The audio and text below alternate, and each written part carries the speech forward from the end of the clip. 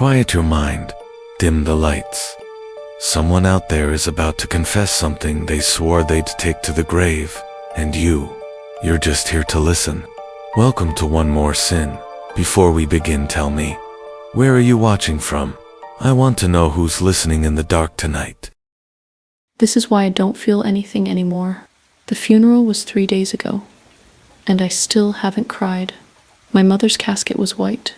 She'd picked it out herself 2 months before, running her fingers along the satin lining like she was choosing bedsheets.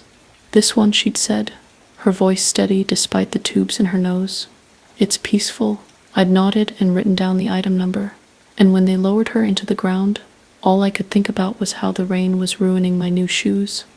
That's what I've become. The kind of person who watches their mother disappear into the earth and thinks about leather and water damage. But here's the thing. It wasn't always like this. I used to feel everything so deeply.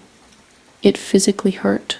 I used to cry at commercials, at the way light hit puddles after storms, at the sound of my daughter's laugh echoing through our old apartment. I was the person friends called at 2 a.m. when their world was falling apart because I felt it with them, carried their pain like it was my own. Now I'm hollow. A walking shell that goes through the motions, smile, nod, say the right words, while inside there's just nothing. Static, white noise where emotions used to live. My therapist has a word for it. Several words, actually. But I know the truth. She doesn't. I did this to myself, deliberately, methodically. And the worst part, I'm not sure I regret it. You probably think you understand already. Depression, your thinking, grief, trauma response. But you're wrong. This isn't something that happened to me. It's something I chose. Stone by stone, I built these walls until even I couldn't break through them anymore. It started with a decision I made 4 years ago, in a hospital room that smelled like industrial bleach and desperation.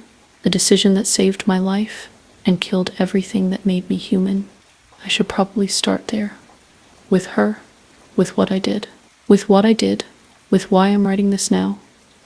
At 3:47 a.m., in a house so quiet, I can hear my own heartbeat. Steady, mechanical, indifferent. My name is Sarah Chen. I'm 34 years old, and this is my confession. I need you to understand something about feelings before I tell you how I lost them. I wasn't just sensitive. I was porous. Emotions didn't just touch me. They flooded through me like water through cheesecloth. When I was 7, I found a bird with a broken wing in our backyard. Just a sparrow, nothing special. But I sobbed for 3 hours straight, convinced I could feel its pain, its terror, the frantic beating of its tiny heart. My mother had to physically pry me away from it. "Sarah, honey, you can't save everything," she'd said, her own eyes wet with worry. "You'll break yourself trying." She was right. She usually was. In high school, I was the girl who couldn't watch the news without ending up in the nurse's office, hyperventilating about wars in countries I couldn't locate on a map. I felt strangers' grief at bus stops, absorbed my classmates' anxiety like secondhand smoke. My first boyfriend broke up with me, not because he didn't love me, but because loving me was like dating an exposed nerve.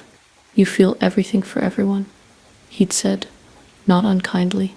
"When do you feel for yourself?" I didn't know how to tell him. That feeling for myself was the problem. My own emotions were amplified, turned up to 11 constantly. Joy wasn't just happiness.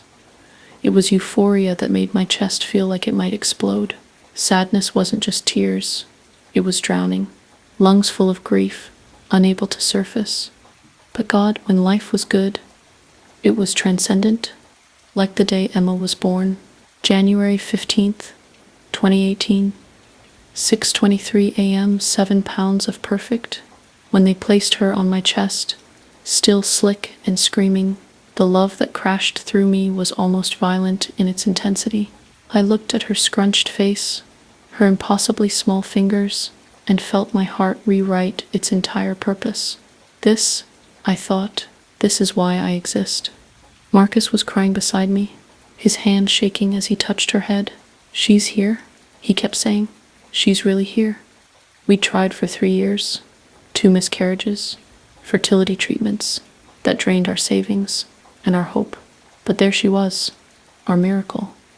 And I felt every single second of those 3 years of pain transform into pure distilled joy. That's what I gave up. That capacity for transcendence, the ability to look at my daughter and feel anything. But I'm getting ahead of myself. You need to understand the whole picture, the before, so you can comprehend the after. I was a social worker then, which in retrospect was like an alcoholic working at a distillery. Every day, I walked into other people's tragedies: abused children, homeless veterans, families torn apart by addiction, mental illness, poverty, and I felt it all, carried their stories home like stones in my pockets. Marcus used to find me crying in the shower at least twice a week. "You can't keep doing this to yourself," he'd say, holding me under the hot water. "You have to find a way to compartmentalize." "I don't know how." I'd sob into his chest. "I don't know how to not care." "I'm not asking you not to care. I'm asking you to survive it." The irony is cutting now, because I did learn to survive it. I just had to kill everything else in the process. There was this family, the Nguyens. I'd been working with them for 6 months, 3 kids under 10, father in prison, mother working 3 jobs, and still drowning. The oldest boy, Minnie, was 9 and trying so hard to be the man of the house. He'd make his siblings breakfast, help with homework, tuck them in at night. I'd gotten them into a better housing situation, connected them with food programs, found after-school care. Things were looking up. The mother, Ling, had even smiled at me the last time I visited. A real smile, not the practiced one she usually wore like armor. Then came the fire. Electrical problem in the building. They said, old wiring, negligent landlord, the same landlord I'd fought to get them placed with, because it was better than the shelter. Min didn't make it out. He'd gone back for his little sister's stuffed rabbit. The firefighters found them both at the top of the stairs, the toy clutched in his arms. I didn't sleep for a week, couldn't eat, couldn't stop seeing his face, hearing his voice. "Miss Sarah, look, I got an A on my spelling test." The guilt was eating me alive, and the worst part was that Marcus was right. It wasn't my fault, but knowing that intellectually and feeling it are 2 different things, and I couldn't stop feeling responsible. That's when the panic attacks started. Real ones, not the anxiety I dealt with my whole life, the kind where your heart hammers so hard you're sure it's going to explode, where you can't breathe, can't think, can't do anything but curl into a ball and wait for death. Emma was 6 months old. I was supposed to be on maternity leave, recovering, bonding with my baby. Instead, I was falling apart. I'd hold her and feel nothing but terror. What if something happened to her? What if I failed her? Like I'd failed Minin? What if? "You need help," Marcus said one night, after finding me on the bathroom floor at 3 a.m., scratching at my arms until they bled. "Real help, Sarah. This isn't postpartum depression anymore. This is something else." He was right. He usually was. But the help I found wasn't what anyone expected, including me. The psychiatrist's office smelled like vanilla candles and leather, trying too hard to be comforting. Dr. Patricia Reeves was in her 50s, with silver hair pulled back in a way that made her look both severe and kind. She listened to me talk for 40 minutes without interrupting, occasionally writing something in a notebook she held at an angle I couldn't read. "You're experiencing severe emotional dysregulation," she said finally, her voice measured, "combined with PTSD from your work, possible postpartum anxiety, and what sounds like lifelong sensory processing sensitivity. You're not just an empath, Sarah. You're neurologically wired to experience emotions more intensely than most people. Can you fix it?" The question came out more desperate than I'd intended. She tilted her head. "What do you mean by fix?" "Make it stop. Make me normal. Make it so I can function without feeling like I'm being flayed alive every single day." "Medication can help," she said carefully. "Therapy, coping strategies, mindfulness practices. But Sarah, the goal isn't to stop feeling, it's to learn to manage." "What if I don't want to manage?" I interrupted. What if I just want it to stop? Something shifted in her expression. She set down her pen, leaned forward slightly. There are options, but I need you to understand that numbing pain also numbs joy. You can't selectively turn off emotions. I have a daughter, I said. Right now, when I look at her, all I feel is terror that something will happen to her. That's not joy. That's not love. That's just another kind of pain. She was quiet for a long moment. Then she pulled out her prescription pad. That was the beginning. A small white pill, no bigger than a baby aspirin. Sertraline, 50 milligrams. We'll start low, she said. See how you respond. For 2 weeks, nothing. Then slowly, the edges began to soften. The panic attacks came less frequently. I could hold Emma without my heart racing. Could watch the news without feeling like the world was ending. It was better. Not good, but better. It's working, I told Marcus, and the relief in his eyes made me want to cry. Except I couldn't quite access the tears anymore. They were there, somewhere, but muffled, like trying to scream underwater. You seem more like yourself, he said, pulling me close. But I wasn't more like myself. I was less, just a little less. But I noticed it. Colors seemed slightly muted. Food tasted flatter. When Emma laughed, I smiled, but it was reflexive, not the full-body joy I used to feel. That's normal, Dr. Reeves assured me. Your brain is adjusting. The intensity will come back, just regulated, but it didn't come back. And worse, I didn't want it to, because for the first time in my life, I could breathe. I could go to the grocery store without absorbing every stranger's mood, could work with troubled families without carrying their pain home, could exist without feeling like an exposed wire in a lightning storm. I want to increase the dose, I told her at our next appointment. She frowned. You're already at a therapeutic level. Increasing might? Please, I leaned forward, desperate. It's not enough. I can still feel too much. That became the pattern. Every few months, a conversation, an increase. 50 milligrams became 100, became 150. When the sertraline stopped working as well, we added Wellbutrin, then Buspar for the anxiety, then Klonopin for the panic attacks that still occasionally broke through. Marcus started noticing. You're different, he said one night, as we lay in bed not touching. We used to sleep tangled together, unable to bear even unconscious separation. Now there was a careful space between us, like strangers on a bus. Different how? I don't know. Distant, like you're here but not here. I'm better, I insisted. I'm functional. Isn't that what you wanted? I wanted you healthy. This isn't... You don't laugh anymore, Sarah. Not really. When's the last time you actually laughed? I couldn't remember. But more concerning, I couldn't bring myself to care. The thing about emotional numbness is that it's seductive. Imagine you've spent your whole life in pain. Not physical, but emotional pain. So constant you don't remember what it's like to exist without it. Then someone offers you relief, not happiness, but the absence of hurt. Would you take it? Of course you would. And you'd keep taking it, even as the cure became its own kind of sickness.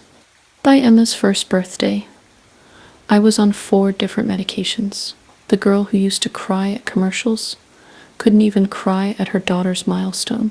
I watched her smash cake into her face, watched Marcus tear up as she took her first wobbling steps, and felt acknowledgement. Yes, this is significant. Yes, I should feel something, a hollow recognition of where emotion should be, like looking at an empty picture frame. Maybe we should try therapy, Marcus suggested. Together, work on us. But there was no isses anymore. There was him feeling everything, and me feeling nothing, and a chasm between us growing wider every day. I went back to work when Emma was 14 months old. Big mistake. Huge. Because that's when I met Alexis, and everything went to hell. I'm fine. 2 words. I must have said them 1,000 times. To Marcus when he found me staring at the wall for hours. To my mother when she commented on how thin I'd gotten. To concerned coworkers who noticed I never joined happy hour anymore. I'm fine, just tired. You know how it is with a toddler. The lie came so easily because it was partially true. I was fine in the most technical sense. I functioned, woke up, made breakfast, dressed Emma, went to work, came home, made dinner, gave baths, read bedtime stories, a perfectly calibrated machine performing life tasks. But Alexis saw through it immediately. She was my new supervisor, brought in to revitalize our department, early 40s, sharp as broken glass, with eyes that missed nothing. Our first one-on-one meeting, she sat across from me and said, "So, what's your deal?" "I'm sorry? Your cases are perfect. Paperwork flawless. Clients love you. But you're," she waved a hand, "not there. Like you're phoning it in from another dimension." "I'm fine," I said automatically. She laughed, but it wasn't cruel. "Bullshit, but okay. We'll play it your way. For now." I should have quit then. Should have recognized the danger in someone who could see through my carefully constructed facade. But I was curious.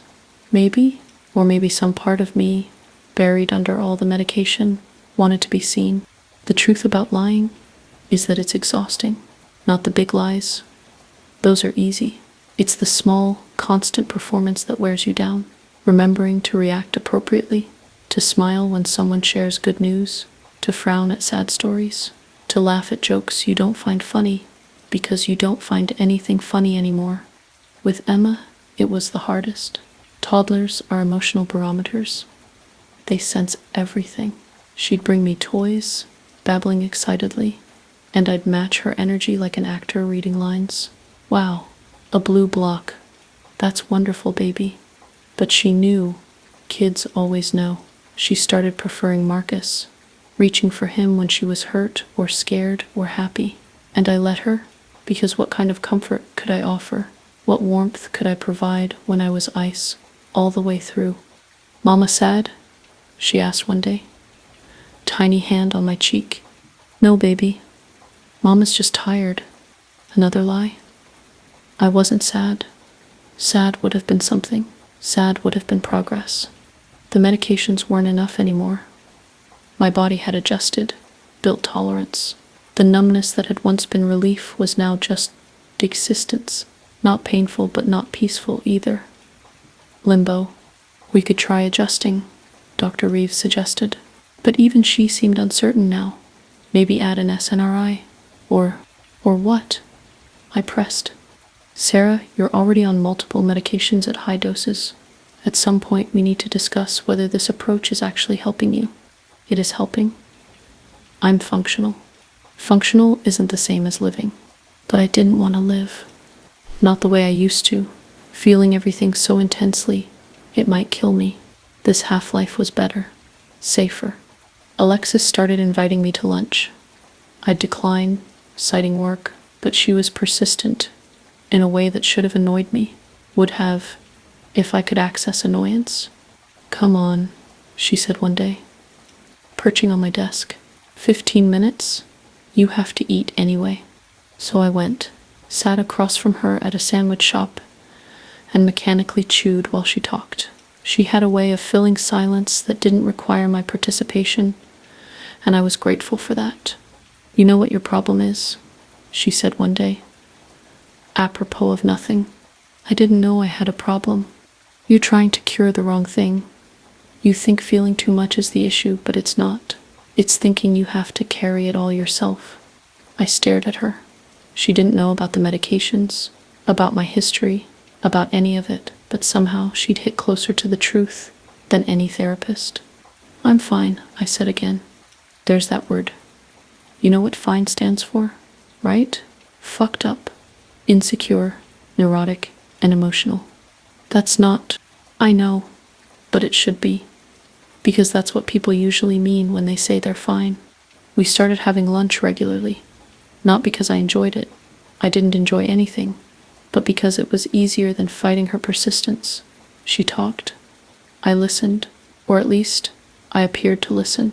Inside, I was calculating medication timing, wondering if doubling my afternoon Klonopin would get me through a particularly difficult case review. The lies multiplied. To Marcus, therapy is going great. I'd stopped going months ago. To my mother, Emma and I had such a fun day at the park. We'd gone, but fun was a foreign concept now. To myself, this is temporary, just until things stabilize. But things were stable. Flatlined stable. And I was running out of ways to pretend otherwise. Then came the night that changed everything. The night the lies finally collapsed, under their own weight. Marcus had taken Emma to his parents for the weekend. A break, he said. Though we both knew it was more than that, he needed space from the stranger wearing his wife's face. I was alone, sitting on the bathroom floor, counting pills, not to take them.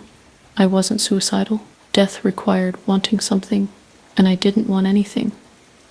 I was just counting, organizing, white ones, blue ones, yellow ones, my chemical rainbow. That's when I found it. A bottle I'd forgotten about, shoved behind expired antibiotics, tramadol, from when I'd broken my wrist 2 years ago, an opioid. I'd never taken them, too afraid of how they might interact with everything else. But sitting there, surrounded by medications that no longer worked, I thought, what's one more? I took one. Just one. 20 minutes later, I felt it. Not high, not euphoric, but something. A warmth in my chest, like ember glow. For the first time in 2 years, I felt something that wasn't nothing. I cried. Actual tears, salt and heat and release. It lasted maybe 10 minutes before fading, but it was enough. Enough to remember what feeling felt like. Enough to realize how far gone I really was. Enough to make me want more. That's how it started. The real lie. The one that would cost me everything. I need to tell you about the morning everything shattered. But first, you have to understand how I got there. How one pill became 2, became 10, became a desperate scramble for anything that could break through the numbness. The tramadol ran out within a week. I'd been so careful, rationing, 1 pill every other day, just enough to feel something for a few minutes.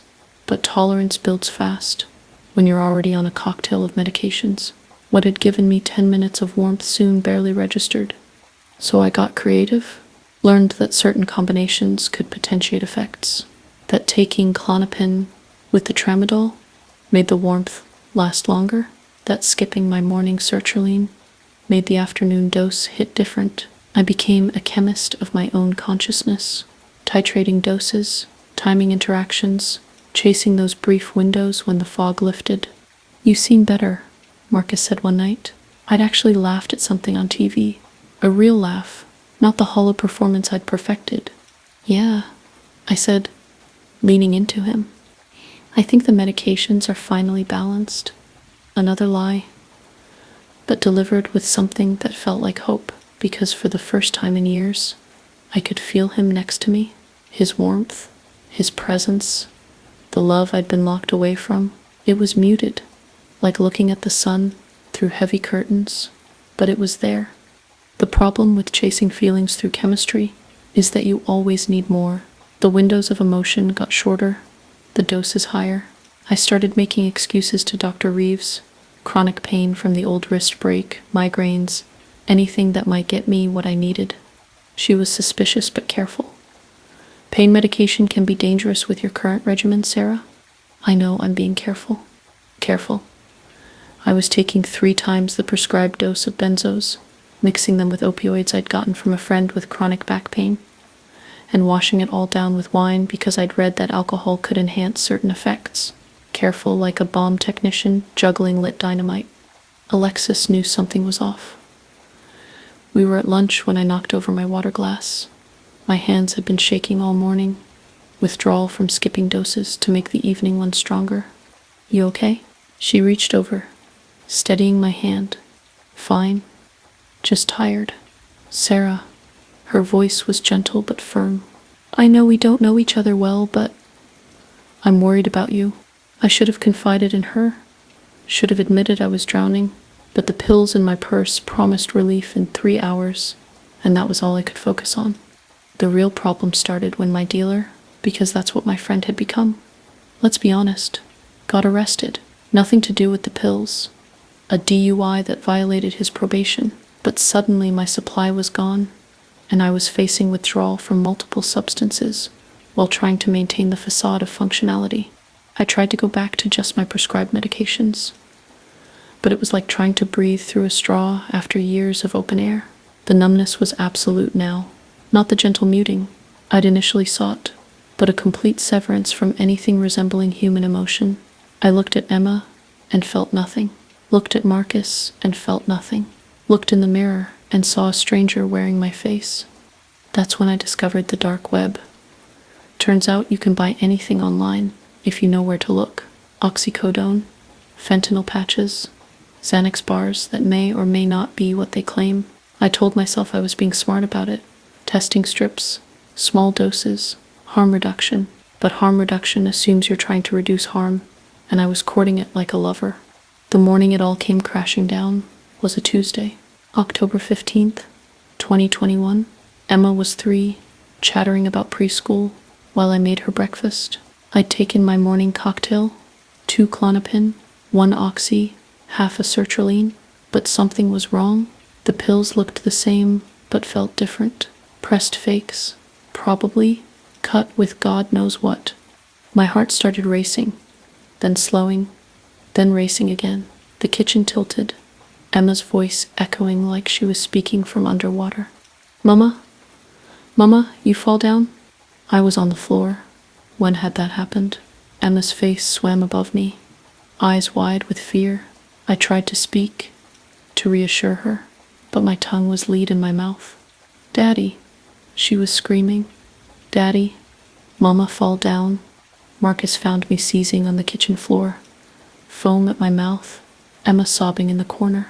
He told me later that my lips were blue, that he thought I was dying. Maybe I was. Maybe I did. The paramedics shot me full of Narcan. If you've never experienced precipitated withdrawal, count yourself lucky. It's like every cell in your body screaming at once, like being turned inside out and set on fire. I vomited on the stretcher, then dry heaved all the way to the hospital. What did you take?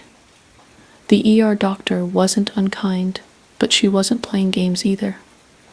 We need to know what you took, but I couldn't tell her. Not with Marcus standing there, face white with shock. Not with the social services referral that would surely follow. Not with Emma's terrorized face, burned into my retinas. I mixed up my medications. It was an accident.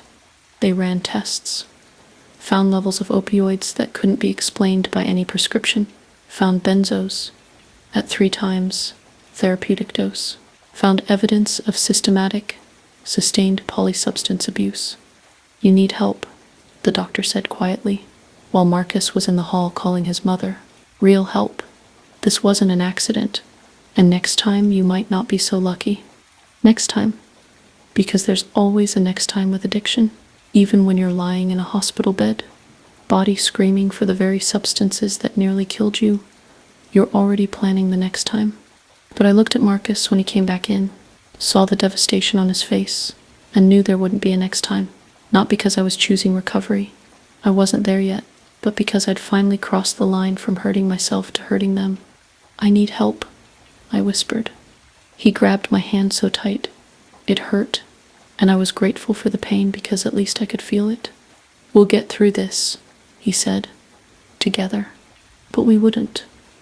Some things once broken can't be put back together, and I was about to break us all.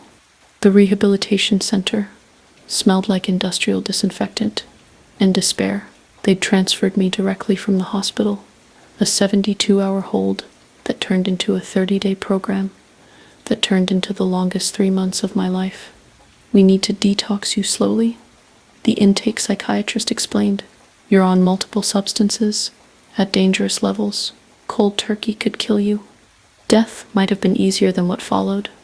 Benzodiazepine withdrawal is special kind of hell. It's not like opioid withdrawal, which is violent, but relatively brief. Benzo withdrawal is a slow burn that can last months. Every nerve in your body misfires. You can't sleep, but can't stay awake. Your skin feels like it's crawling with insects. And the anxiety, the very thing I'd been medicating, comes back tenfold. But the worst part was the emotions. They returned like a tsunami after years of drought. Every feeling I'd suppressed, every grief I'd medicated away, every joy I'd numbed, it all came crashing back at once. I cried for men finally, 2 years after his death, sobbed until I couldn't breathe, until they had to sedate me because I was hyperventilating so badly. I cried for Emma, for all the moments I'd missed while physically present. Her first word, Mama. Ironically, her first successful potty trip, the day she'd drawn a picture of our family, and I'd felt nothing but vague recognition that this was supposed to be meaningful. I cried for Marcus, who came to visit twice a week, even though I could see it was killing him. He'd lost weight, developed dark circles under his eyes that matched mine. "I don't understand," he said during one visit.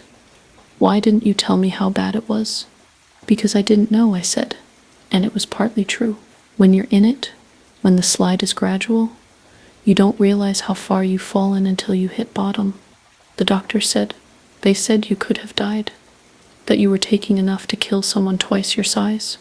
"Tolerance," I explained weakly. "You build up. Stop."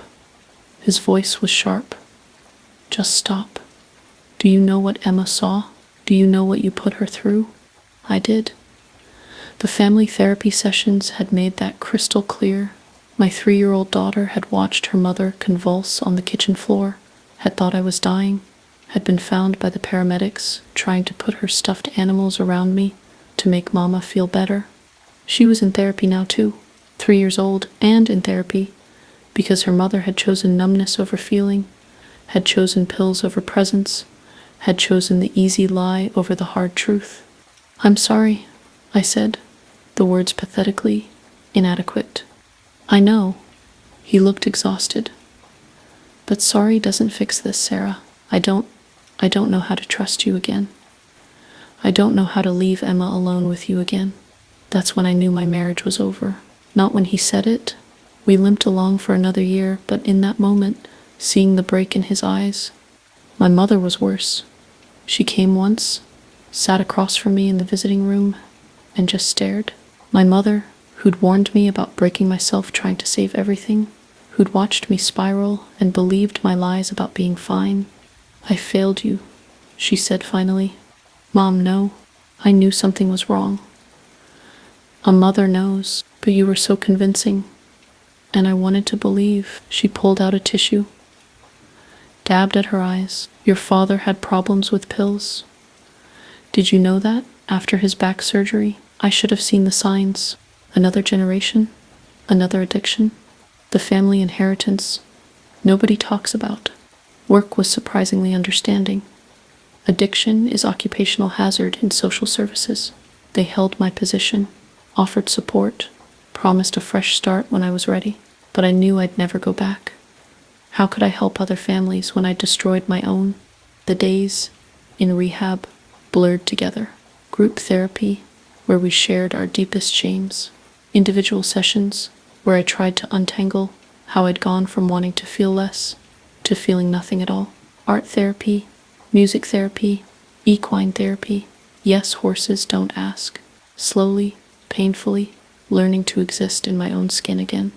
But here's what they don't tell you about getting clean. The emotions don't come back regulated.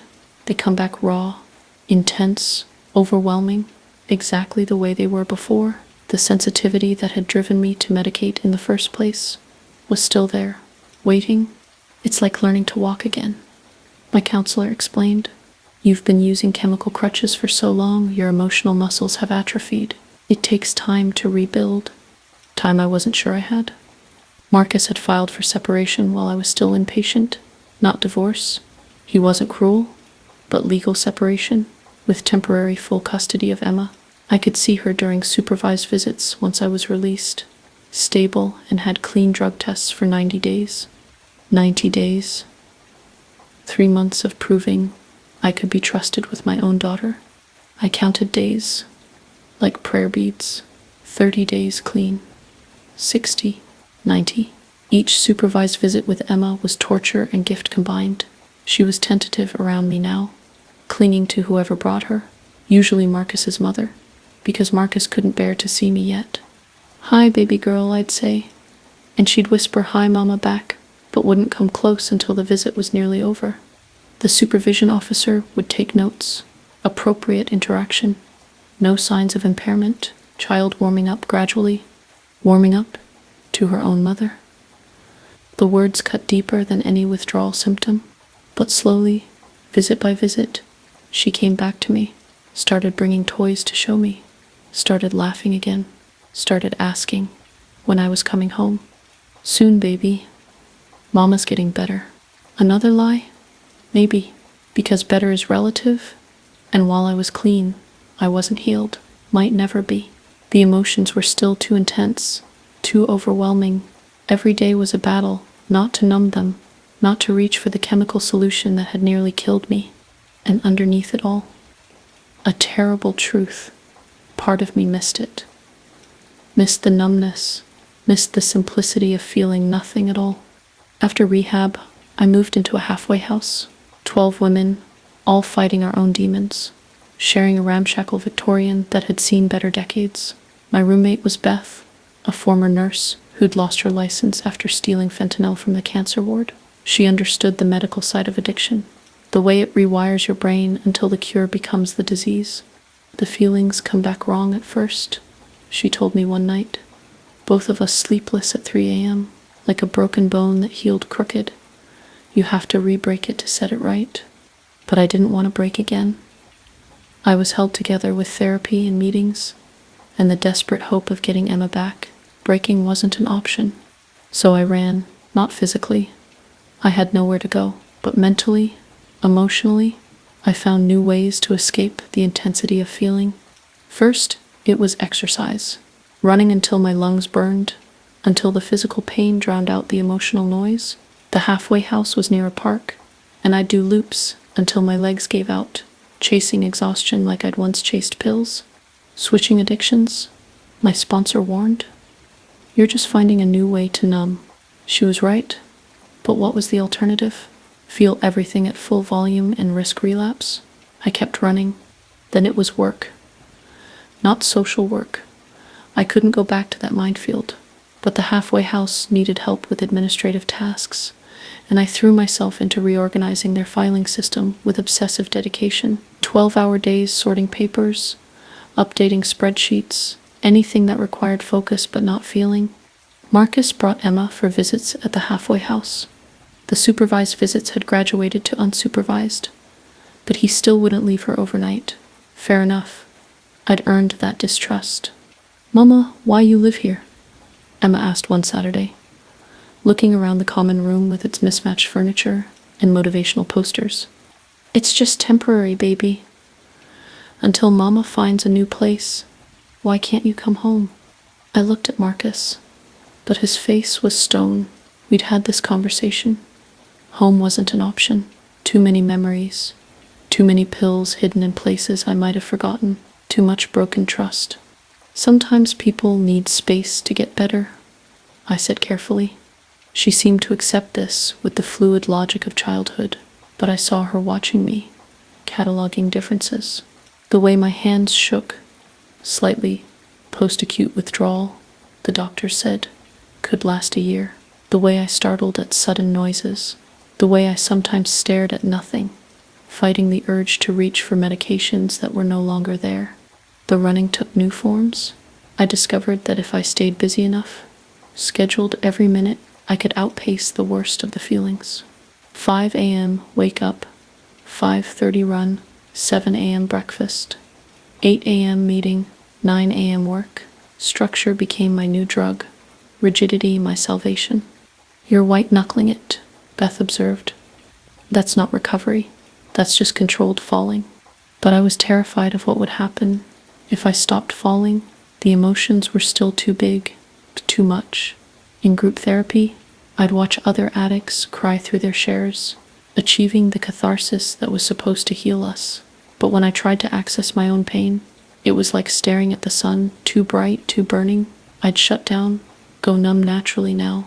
A protective mechanism my brain had learned too well.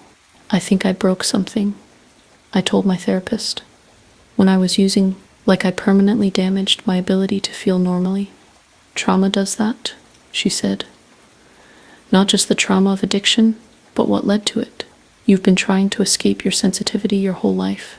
Sarah, the drugs were just the most effective method. She was right.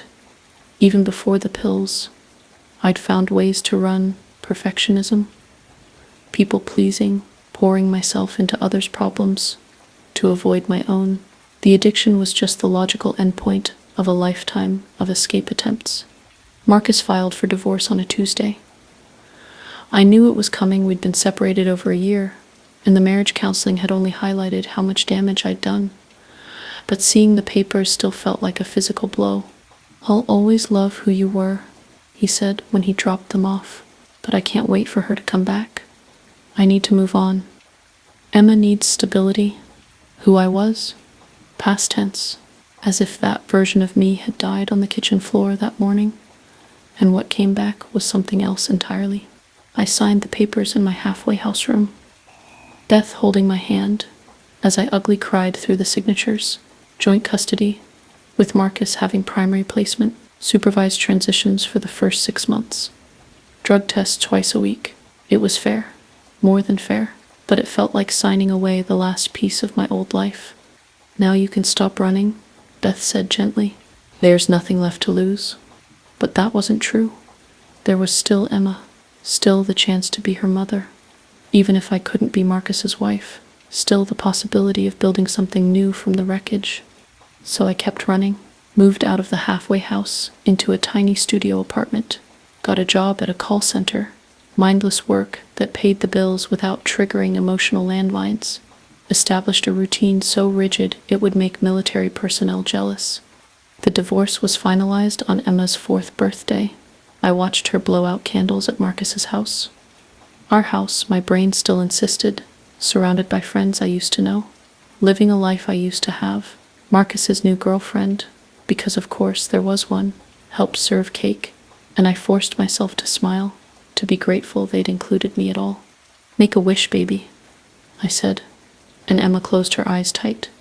I knew what she was wishing for, the same thing she asked Santa for, the same thing she mentioned in every bedtime prayer during our weekends together, for Mama and Daddy to live together again, for things to go back to how they were. But there was no going back. There was only forward, one day at a time, one feeling at a time, trying to build a life that could accommodate both my sensitivity and my sobriety. The running hadn't worked. It never does, because no matter how fast you go, you're still carrying yourself. And I was starting to realize that maybe the problem wasn't the feelings themselves, but my belief that I needed to escape them. Maybe Beth was right. Maybe I needed to stop running and start feeling, even if it broke me all over again. But first, someone was about to discover my secret, someone who would change everything. Alexis showed up at my apartment on a Thursday evening, holding Thai food and wearing an expression I couldn't read. "How did you find me?" I asked, standing in the doorway like a barrier. "Sarah, I'm a social worker with government connections. Finding people is literally part of my job." She held up the takeout bags. "You going to let me in, or should I eat your pad thai in the hallway?" My apartment was sparse to the point of pathology. Mattress on the floor, card table, 2 folding chairs, nothing on the walls. It looked like what it was, a place where someone existed but didn't live. "Nice place," she said, setting out food. "Very minimalist? Or are you just allergic to comfort?" "What are you doing here, Alexis?" She stopped unpacking containers, looked at me directly. "I heard about what happened. Not the details, HEPA and all that, but enough. You disappeared for 3 months, Marcus filed for divorce, and now you're answering phones at a call center instead of doing the work you were born to do." "I wasn't born to do anything," I said flatly. "Bullshit." She pushed a container toward me. "Eat. You look like a skeleton." I picked at the food while she studied me. The weight loss was dramatic, Anxiety and running had carved away anything soft, leaving me all angles and sharp edges. So she said finally, "Pills?" The directness should have shocked me, but I was too tired to pretend, among other things. "How bad?" "Bad enough." She nodded, taking this in. "Clean now?" 437 days. "But who's counting, right?" She smiled, but it was sad. "Sarah, why didn't you tell me?" When I kept asking if you were okay, because I was ashamed, because I was in denial, because admitting it would have made it real. I pushed rice around my plate. "Pick your favorite." "I pick all of them." She leaned forward. "Listen, I'm not here to judge or lecture. I'm here because I've been where you are." I looked up sharply. "Not pills," she continued. "Alcohol, wine specifically. Very civilized addiction. Started with a glass to unwind after hard cases. Ended with me waking up in my car in a parking garage. No memory of how I got there. With my 7-year-old calling, asking why I missed her recital. Alexis, 8 years sober. Next month." She pulled out her phone, showed me a photo of a teenage girl. "That's Mia. She's 15 now. Lives with her dad most of the time, but we're rebuilding. Slowly." "Does it get easier?" "No. The honesty was brutal. It gets different. You learn to surf the waves instead of drowning in them. But the ocean's always there." We sat in silence, eating lukewarm Thai food in my depressing apartment. "I know about the case," she said suddenly. My chest tightened. How?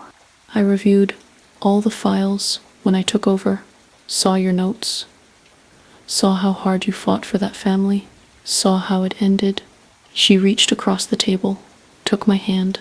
"It wasn't your fault." "I know that." The words came out strangled. "Intellectually, I know that, but knowing and feeling are different things."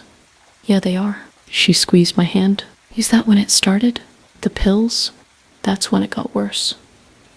But it started the day Emma was born." I laughed bitterly.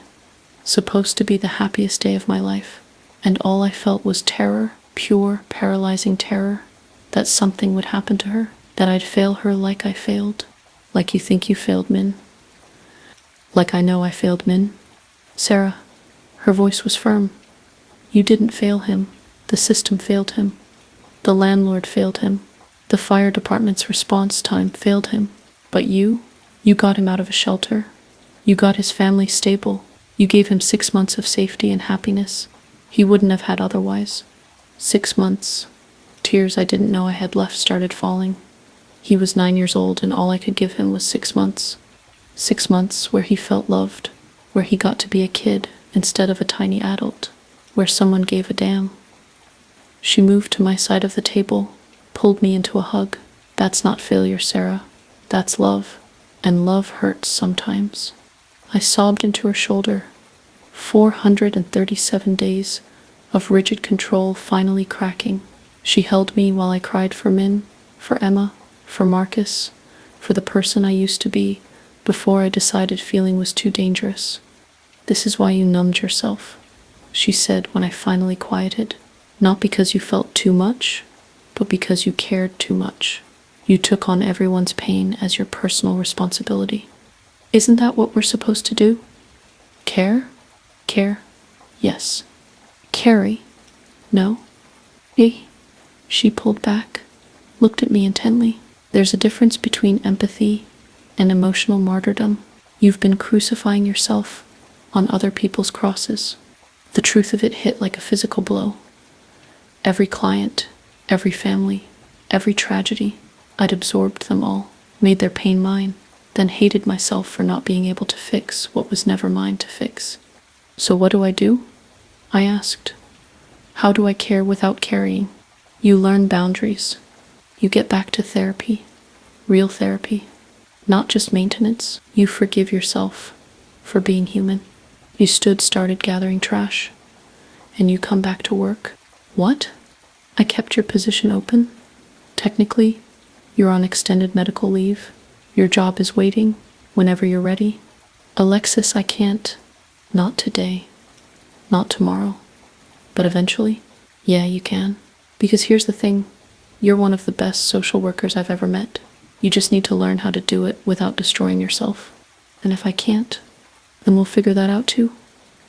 But Sarah, you've already survived the hardest part. You faced your demons, got clean, and stayed clean even when you lost everything. If you can do that, you can do anything. After she left, I sat in my empty apartment and thought about what she'd said, about the difference between caring and carrying, about forgiveness, about the possibility that maybe I hadn't broken something essential, maybe I'd just been using the wrong tools to fix it. For the first time since getting clean, I felt something that wasn't pain or numbness or desperate escape. I felt hope. Here's what I've never told anyone, not even in the hundreds of hours of therapy, thousands of AA meetings, or late-night confessions with Beth. The truth that sits like a stone in my chest, too heavy to lift, too sharp to swallow. I miss it. Not the addiction itself, the lying, the terror, the way Emma looked at me on the kitchen floor, but the numbness, the blessed silence where all the world's pain used to live. God help me, I miss it every single day. I know I'm supposed to be grateful for feeling again. That's the recovery narrative, right? I'm so blessed to experience emotions again, to be present for my life, and I am grateful in the abstract. When Emma laughs and I feel joy bloom in my chest, when she cries and I can comfort her with genuine empathy instead of practiced responses, those moments are gifts. But last week, I had to do an emergency removal. A 2-year-old, cigarette burns on his arms, living in squalor that made my stomach turn.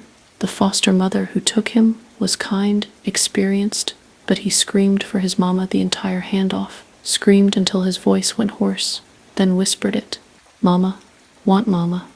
His mother was high during the removal, barely coherent, but when we took him, something cleared in her eyes for just a moment, and the sound she made, part wail, part wounded animal, I hear it still. I got home and stood in my shower for an hour, water scalding, trying to wash away the feeling, but it clung to me. That mother's grief, that baby's terror, I felt it in my bones, in my teeth, in the roots of my hair, and for one crystalline moment, I understood with perfect clarity why I'd chosen pills over presence, because this feeling everything, everyone all the time, this is unbearable. But you're bearing it, my therapist reminds me. That's the difference. Is it though? Or am I just white-knuckling through life in a different way? Instead of numbing with chemicals, I structure every moment, schedule every feeling, allow myself to cry from 8:30 p.m., then shut it off like a faucet, compartmentalizing so rigidly that I might as well be taking pills. The worst part is what I'm modeling. For Emma, she watches me navigate emotions like I'm diffusing bombs, sees me take deep breaths before answering difficult questions, notices when I excuse myself to the bathroom to have 30-second breakdowns. "Mama, are you sad?" she asked last weekend. "A little," I admitted. "Is it my fault?" "No, baby. Never.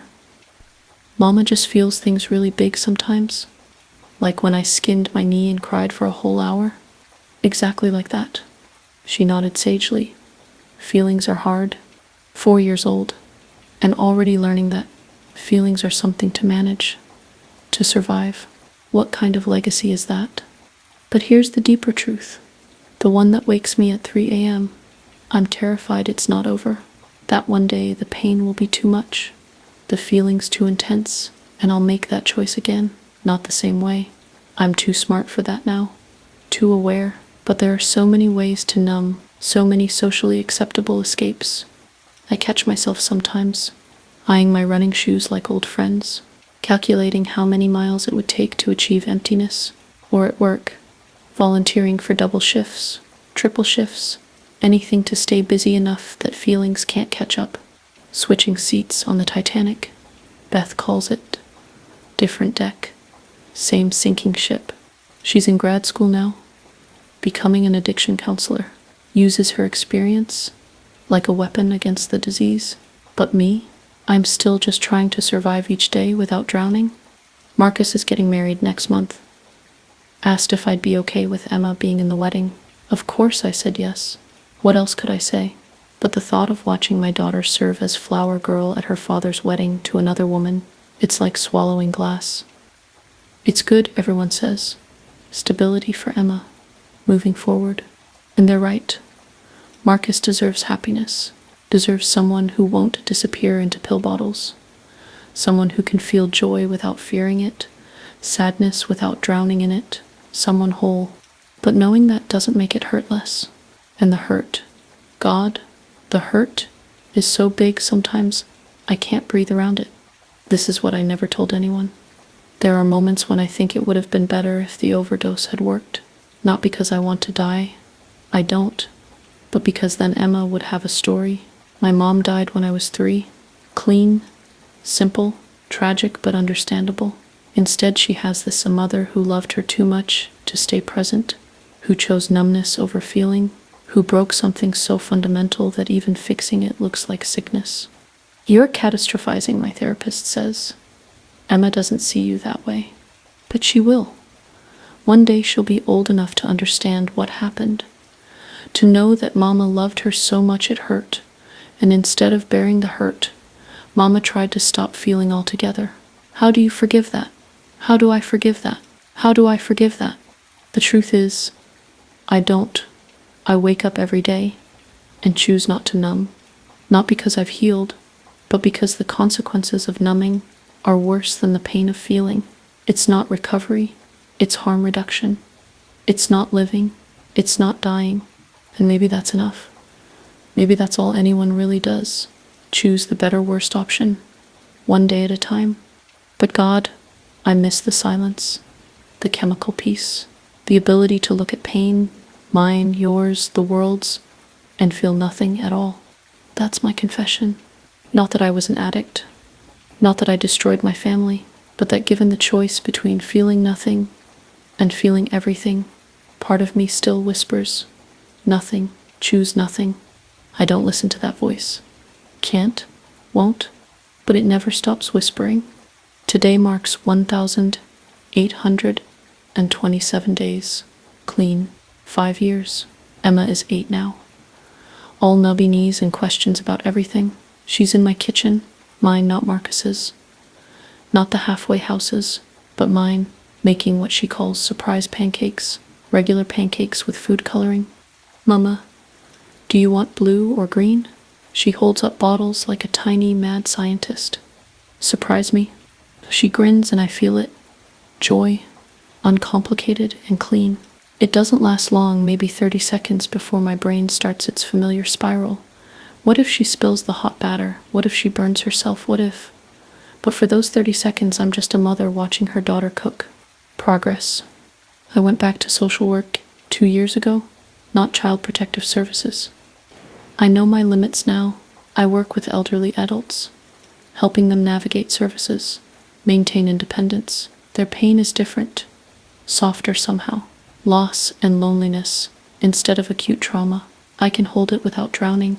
Alexis is my supervisor still, though more friend than boss now. We have lunch every Wednesday. Same sandwich shop, same table. She keeps me honest. How are you really? She asked last week. Functioning, feeling, not fleeing. It's become our shorthand. That's not what I asked.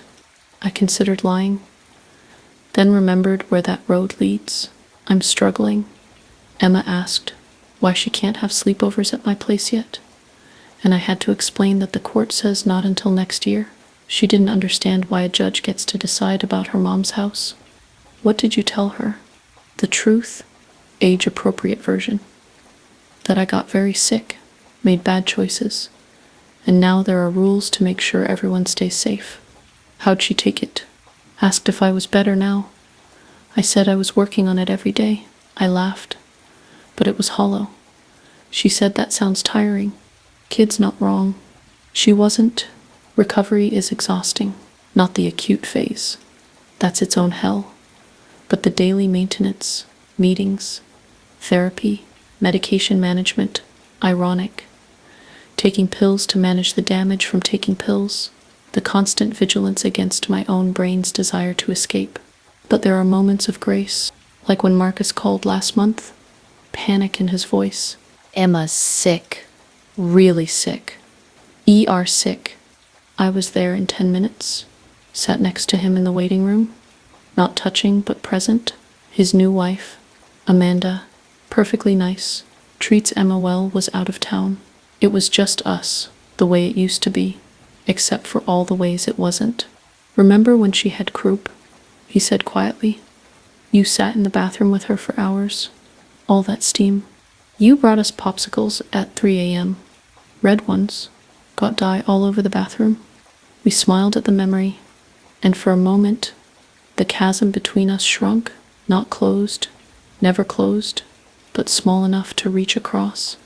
Emma had pneumonia, treatable, but scary.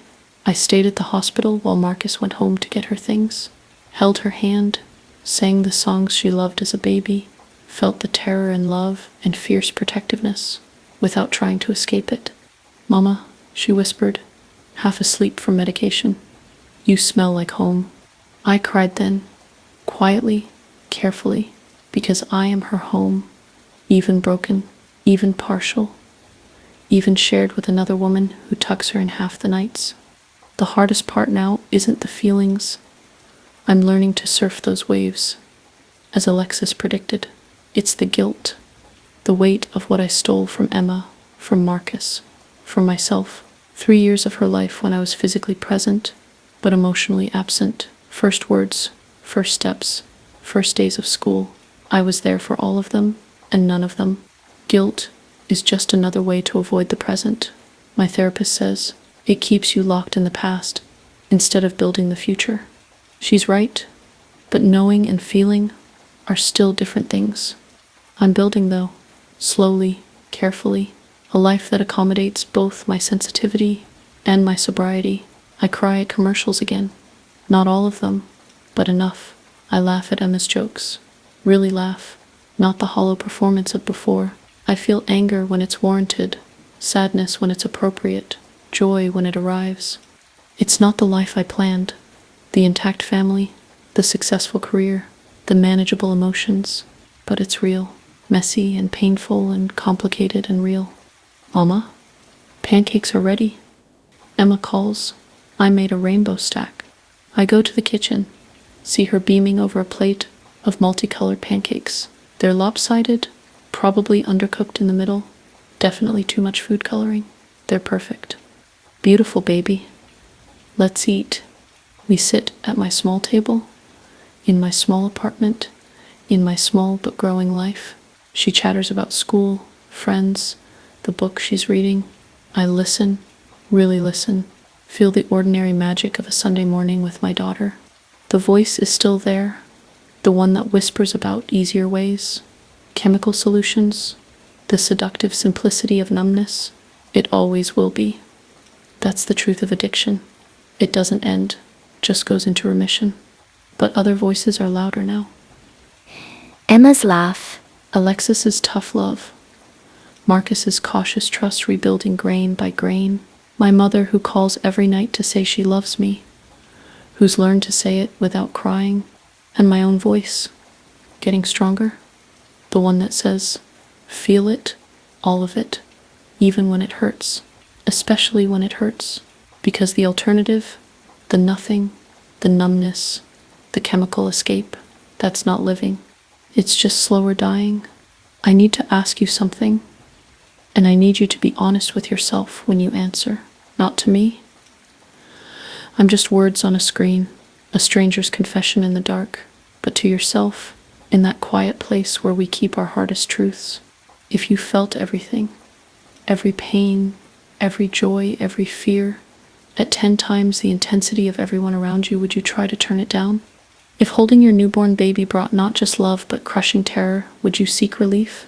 If every tragedy you witnessed became your own, every loss you observed felt like personal grief, every emotion that passed through you left scars, what would you do? I'm not asking for absolution. What I did was wrong. I know that. Emma knows that. The court system certainly knows that. I chose numbness over presence, pills over pain, And in doing so, I broke the three hearts that mattered most: my daughter's, my husband's, and my own. But I'm asking you to consider the weight of feeling everything, all the time, with no filter and no defense. The mother whose child I removed, I felt her agony as if someone had ripped my own baby from my arms. The 9-year-old boy who died in a fire, I grieved him like he was my son. Every single time. Some people are built with emotional armor.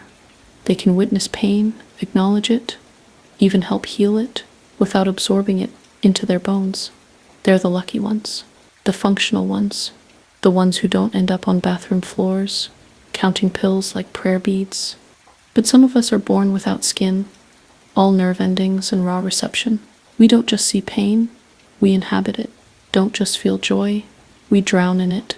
Every emotion is a tidal wave, and we're always, always at sea. So we look for life rafts. Some find them in healthy places, art, exercise, meditation. Some build walls of cynicism or humor. And some of us, the desperate ones, find them in prescription bottles and promises of peace. Would you have done the same? I watch Emma sometimes, looking for signs. Is she like me? Will she inherit this terrible gift of feeling too much? I see flashes, the way she cries when other kids are hurt, how she notices when someone is sad before they say anything, and I'm terrified. Not because sensitivity is bad. It's not. It's what makes us human, what connects us, what drives us to help and heal and hold each other. But unchecked, unmanaged, it's also what breaks us. So I'm teaching her what I'm learning, too late for myself, but maybe just in time for her. That feelings are information, not emergencies, that you can acknowledge pain without drowning in it, that boundaries aren't walls. They're the things that let us help others without losing ourselves. Mama, she said last week, sometimes I feel so much it makes my chest hurt. My heart stopped. There it was, the inheritance I'd hoped to spare her. I know, baby. Me too. What do you do? Once, I would have lied, would have said nothing, or pushed through, or any of the useless platitudes that led me to pills. Instead, I told her the truth. First, I breathe, big, deep breaths. Then I name what I'm feeling: sad, scared, happy, angry. Then I remind myself that feelings are like weather. They come, they're real while they're here, but they always pass. Even the really big ones, especially the really big ones. She thought about this.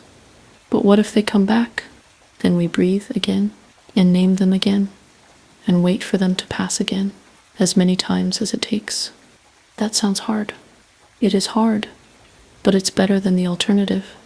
She doesn't know what the alternative is. Not really. Knows Mama was sick. Took medicine that made her sicker. Has to be careful now.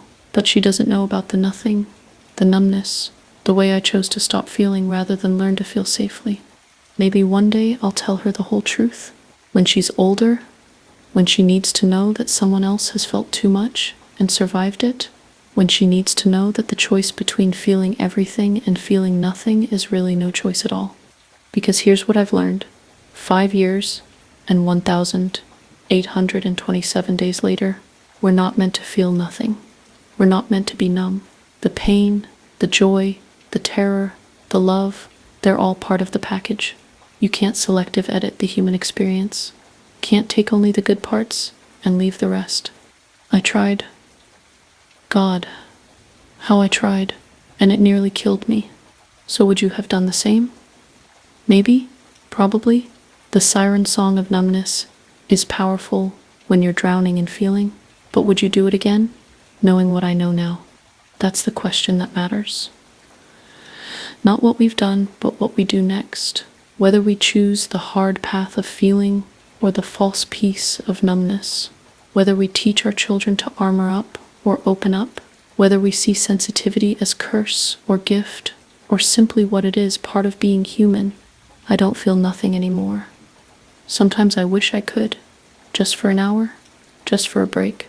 But I look at Emma, really see her, not through the haze of chemicals, but with clear eyes and full heart. And I know the pain of feeling everything is worth it. even when it isn't, even when it breaks us. Because the alternative, the nothing, the numbness, the walking death I chose, that's not living. It's just existing. And we were meant for so much more than that. So I ask you again, would you have done the same? And more importantly, what will you do now?